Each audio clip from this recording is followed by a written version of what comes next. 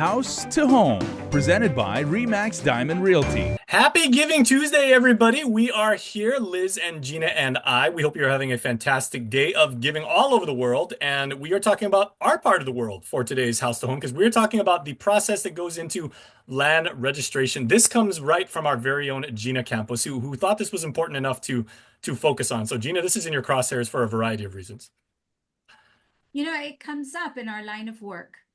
And Liz and I are always amazed to see how often it does come up. A lot of families, believe that since they already own their property, that it has already gone through the registration process, but that's not necessarily the case. And we come across this quite often when we work with families that are doing probate or it's old family land that they're finally looking at doing something with.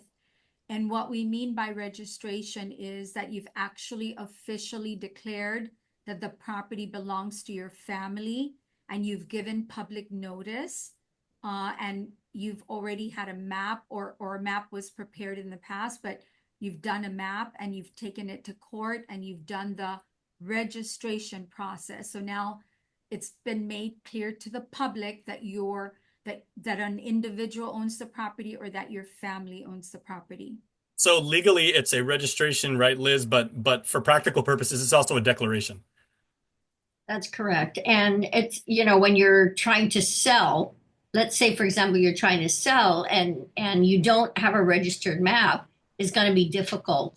And there's usually steps and processes for you to get the property registered. And Gina just encountered something about that just recently. Now, families get their properties given to them through the courts, and for example, through probate. So let's say there are 20 heirs and the property they got, let's say there are 3 different parcels. Sometimes the surveyor would have to reconsolidate the property, make it one. Instead of 3 separate properties, they'd have to do a 2-step process. One is to reconsolidate the 3 big parcels. And then once they reconsolidated, then at that point, they're going to have to subdivide it. And in order to give a lot to each of the 20 heirs, if that's possible. So again, they'd have to cut it up and then it has to meet certain minimum requirements by the government in the size of the lot. And then at that point, deeded to each of the 20 heirs. So again, it's a process. And hopefully there's enough property to deed to the 20 heirs. Otherwise, maybe one parcel may be deeded to 2 or 3 individuals. So again, that process is interesting. And sometimes it gets a little on the complicated side. I was just about to ask that, ladies, because when we phrase this as a process, and it is just that, that also implies, Gina, that there are multiple steps involved. And this, I'm assuming this isn't something you can just go down to land management. You get one form and one form only. You check a bunch of boxes and then you're done. Boom, boom, boom, right? No, it really reminds me of the probate process, except that you have an added step. And that step is, well, first of all, you need to find out if your property is registered or not. The way we do it, when families come to us, whether they have just a question or they want to sell their property or they want to just sit with somebody and bounce ideas off of what they want to do with their family land. I mean, Liz and I do that all the time. Just come and bounce ideas. We're professionals in the sense of that this is what we do for a living. But when we sit with you and all you want to do is go over ideas of what you want to do with your land, we're giving you our opinion. It's not set in stone. It's just based on our experience. This is what we recommend. And then you take that and you run with it. But what happens is when families come to us with questions, generally speaking, the first thing I recommend is, okay, in order for me to give you a really good answer, I need to run a title report. So I'll reach out to the title companies. I'll order the title report. And that's when we discover, hey, by the way, I got this report in your property, but it says here that your property is not registered yet.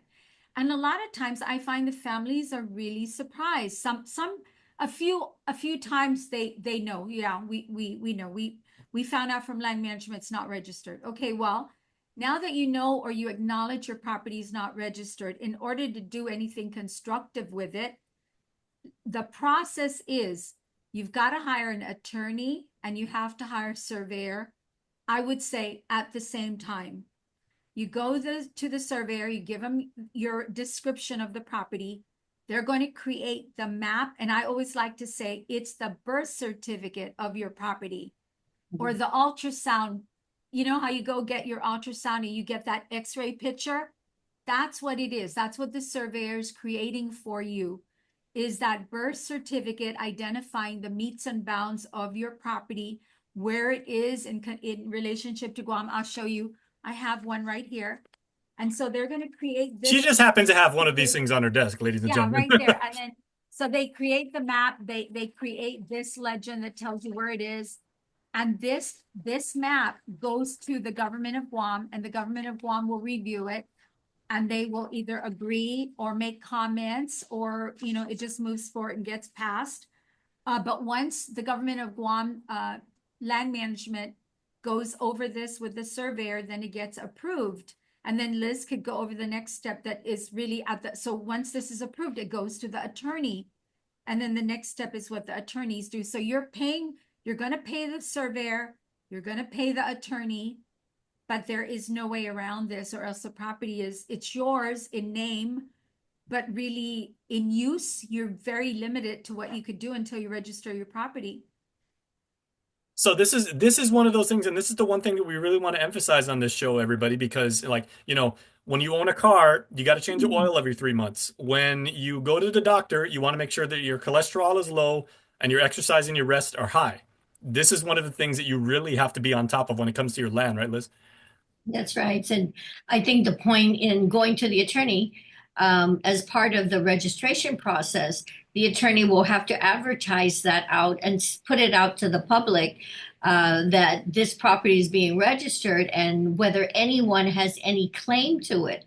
And that's where the title report is important, because that'll show, does anyone have any claim, whether it be monetary or whether they think that they're an heir to that property, which could complicate the process.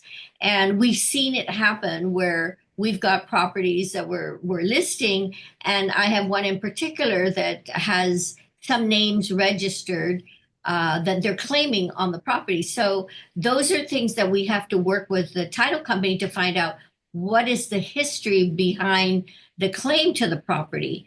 Is it, did their family, the original parcel may have been 100 acres, and maybe that was one lot, and then it kept being cut up to different family members, and was a claim as part of that. So again, Gina and I always go to the title company to say, hey, what's the story behind this, and what could be done to clear the title?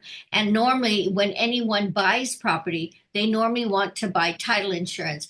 Gina and I, whenever we buy any property, even if we were buying something from you, Jason, I may know you, but I still will get title insurance. I still will get title insurance so that during the term of my ownership on that particular piece of property, if anybody comes to claim and say, hey, Jason is my half brother, and this is part of my property too, and you have no idea that you had a relative, and but the title insurance will cover that particular claim. The title insurance will hire an attorney to fight that claim or to rectify the situation. Because again, everybody gets along in principle when things are just, honky dory. But when money is involved, you would be surprised how that changes people's behavior. And I mean, that's just the way things are. I mean, it doesn't mean people are bad. It's just, money changes people. Yeah, that's correct. That's correct. But okay, Gina, I just want to emphasize the importance of your your property and the ownership and the title, and making sure that no one has filed any claims to it. And that's why when we list property, we're always requesting for a title report on the front end, just to make sure there are no complications or no hindrances in the ability to sell that property. Okay, Gina, a final question to you. If things go as smoothly as possible according to the process, now that we've defined it as such. What's the total turnaround time for this, like ballpark? So actually, I was working on this. It took about 4 months to do the map, and that was really fast. Usually it takes longer, but because the surveyor knew the situation that the family's in, he really turned it around in 4 months, and I'm really grateful for that. And now I think we need another maybe 2, 3, 4 months for the court process. So that's everything going smoothly. Everyone, basically, the attorney is cracking the whip on this. The surveyor was cracking the whip. Everyone's like really on their game. And luckily, nothing has come up that has, gotten in their way. Because, they could be on their game, but if things get in the way, if the judge's calendar is swamped, if we have a pandemic, there's all kinds of things that come up, right? But in this case, everything has gone rather smoothly. So now we're at the process of sending out letters to the owners within a vicinity. So the surveyor will tell you what the radius is, and you send notice. The attorney's office will send notices to all the families that are surrounding this property, and we wait, and then they publicize it in the newspaper, and we wait. So that's a 30-day process just for that notice process. So yeah, if we could do this in 8 months, that's absolutely fantastic. Outstanding. Okay, and everybody watching, trust me, I mean, it sounds like it takes a long time. It sounds like it's a lot. It sounds like it's very expensive, but that is all three of those components are a drop in the bucket compared to what you could possibly have to endure, not counting the mental stress and the anguish that you will have to if this thing gets, disputed to no end. That's correct. And the other thing I want to point out, even though your surveyor has prepared the map, they normally would submit that to land management. Land management will review it, and sometimes land management makes adjustments. I was working on a subdivision right now, and land management worked on it again and sent it back for another change or review. So it's kind of like going back and forth between the surveyor and land management, but the ultimate approval, of course, land management has to approve of all the computations, the size of the lot, everything, and go back. So that's the time frame involved in going back and forth. There you go. So we're not trying to scare you about the process itself, everybody. We're trying to essentially we're trying to scare you about what may happen if you don't follow the process, and that is really good information. The more info you have, the better you're able to make better decisions. And Liz was pointing out earlier about if you have 20 people in the family. In this case, this particular property is 5,000 square meters. There are 10 members in this group, in this family. And so 5,000 square meters, you cannot cut it up and split it by 10 people. There is not enough land there to have a legitimate size lot. It won't be usable. If you tried to do it, you'd have land that's useless, just anyway, you can't do it. And so the only other thing you could do at that point is this family has decided to sell the property. We're going to sell it because we can split the money, whereas we cannot split the land. There's not enough land. Gotcha. And so, that's part of the process that you go through when you're looking at the registration and subdividing property. Well, we'll end on this because, as Liz and Gina both said to you, and beautifully, eloquently so, this is our early Christmas present to all of you out there and everything like that. The gift of knowledge, as Gina said. Absolutely. All right. And we wish both of you happy holidays, Liz and Gina, and to your families as well. Thank you so much, Liz. All right. Talk to you next week. Viva Santa Maria and Camalan. Viva. Viva. House to Home, presented by Remax Diamond Realty.